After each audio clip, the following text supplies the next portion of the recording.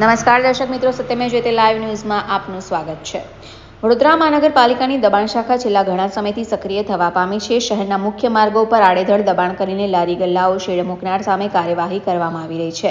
વડોદરા મહાનગરપાલિકાની દબાણ શાખા દ્વારા આજે શહેરના પશ્ચિમ વિસ્તારમાં આવેલા દિનેશ મિલ રોડ ઉપર કાર્યવાહી કરતા ગેરકાયદેસર લારીઓ તેમજ કેબિનો કોમ્પ્લેક્સના ફૂટપાથનો પર લગાવવામાં આવેલા શેડ દૂર કરવામાં આવ્યા હતા।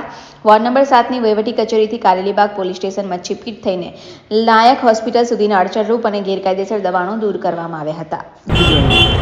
આજ રોજ કમિશનરશ્રીના પરિપત્ર મુજબ આજે દબાણનો પ્રોગ્રામનું આયોજન કરવામાં આવ્યું છે। કારેલીબાગ પોલીસ સ્ટેશનથી લઈ અને ફૂલબારી નાકા સુધીના તમામ કાચા દબાણો હટાવવાની કાર્યવાહી કરવામાં આવી છે। ખાસ કરીને વાત કરતા હોય જ્યારે દબાણની વાત આવે છે તો અગાઉથી લોકોને પહેલાંથી ખબર પડતી હોય છે, લોકો દબાણો સ્વૈચ્છિક રીતે તે લોકો દૂર કરતા હોય છે, તેમ છતાં પણ દબાણ શાખાને અહીંયા આવીને દબાણો દૂર કરવાની ફરજ પડે છે।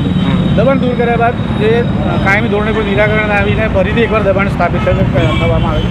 કેમ એવું વારંવાર જ્યારે પણ દબાણ થાય છે ત્યારે વારંવાર આ રીતે પ્રોગ્રામ લઈ અને એ દબાણને અમારા વોર્ડ ઓફિસ પોલીસ ખાતો તેમજ દબાણ શાખા દ્વારા એને દૂર કરવામાં આવે છે। આજે કેટલા દબાણની અંદર આજે લગભગ 2 થી 3 ટ્રક ભરી અને સામાન એકઠો થયો છે અને જે પણ કાચા દબાણો થાય દૂર કરાયા છે। રિપોર્ટર સની સિંધે, સત્યમેવ જયતે લાઈવ ન્યૂઝ, વડોદરા।